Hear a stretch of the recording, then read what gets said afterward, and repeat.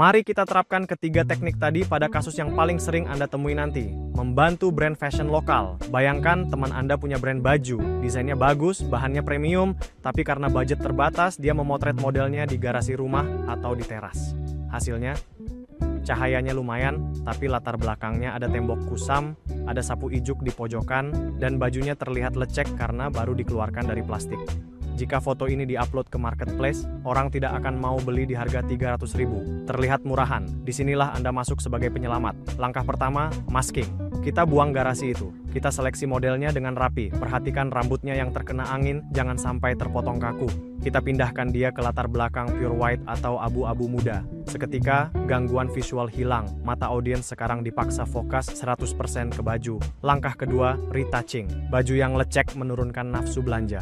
Kita gunakan frequency separation atau healing brush untuk melakukan setrika digital. Kita hilangkan kerutan-kerutan kasar yang membuat baju terlihat lusuh. Tapi ingat, biarkan lipatan natural di siku atau pinggang agar tetap terlihat realistis.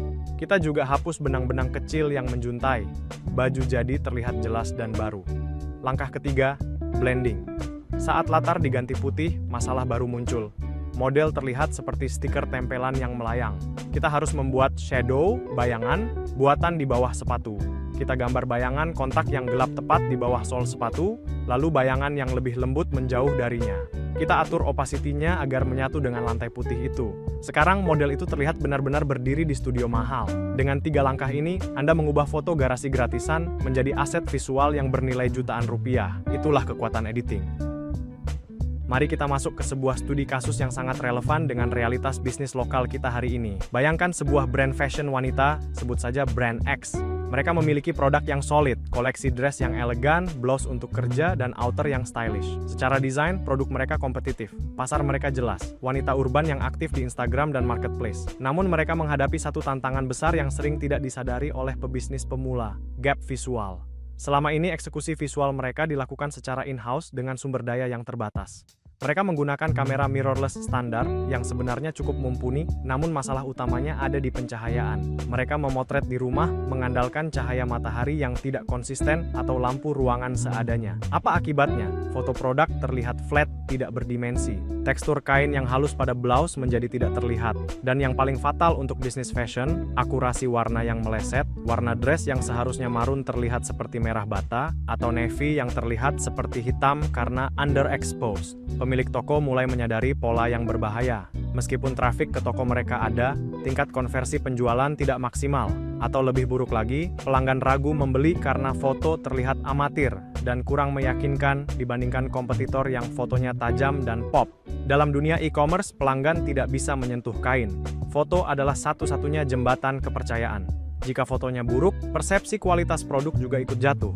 Pemilik sadar, cukup bagus, tidak lagi cukup. Investasi besar-besaran untuk menyewa studio profesional atau membeli peralatan lighting ribuan dolar mungkin belum menjadi opsi yang bijak secara finansial saat ini. Maka keputusan strategis diambil, memaksimalkan post-processing. Pemilik memutuskan untuk mengintegrasikan Adobe Photoshop ke dalam workflow mereka. Tujuannya bukan untuk memanipulasi produk secara berlebihan, tetapi untuk menyelamatkan data visual yang hilang karena keterbatasan alat tadi.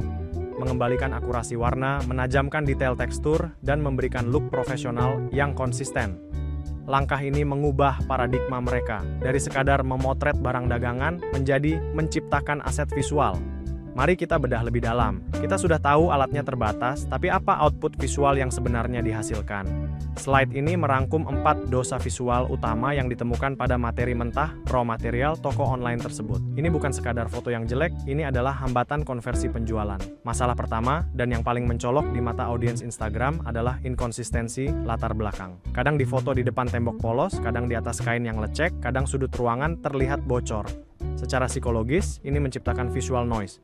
Mata konsumen dipaksa untuk beradaptasi ulang setiap kali melihat foto baru. Ini membunuh identitas brand. Toko terlihat seperti garage sale amatir, bukan butik profesional yang terkurasi. Masalah kedua adalah distorsi warna. Karena white balance kamera yang kacau dan pencahayaan rumah yang kuning atau redup, baju putih terlihat krem, baju navy terlihat hitam, ini bukan masalah estetika saja, ini masalah kepercayaan. Jika pelanggan membeli berdasarkan foto yang salah dan barang yang datang berbeda, Anda mendapatkan komplain dan retur. Foto yang kusam gagal mempresentasikan value sebenarnya dari produk tersebut. Ketiga, masalah detail mikroskopis. Kamera mirrorless itu terlalu jujur. Kerutan pada kain, noda kecil di lantai, atau bayangan wajah model yang keras, harsh shadow, di bawah mata atau hidung, semua terekam. Hal-hal kecil ini mengirimkan sinyal bawah sadar ke otak pembeli. Barang ini tidak dirawat, atau brand ini tidak peduli detail. Akibatnya, harga jual yang Anda tetapkan terasa kemahalan bagi mereka. Kompetisi pasar, the comparison. Terakhir, faktor komparatif. Di feed Instagram atau pencarian marketplace, foto produk Anda bersanding langsung dengan kompetitor. Jika foto mereka pop, terang, dan bersih, sementara foto Anda biasa dan redup, produk Anda menjadi tidak terlihat, invisible. Anda kalah sebelum pelanggan bahkan membaca deskripsi produk. Transisi ke solusi pemilik toko menyadari bahwa konten adalah raja. Tanpa memperbaiki visual ini, strategi marketing sebagus apapun akan sia-sia. Maka intervensi digital melalui Photoshop menjadi wajib, bukan opsional.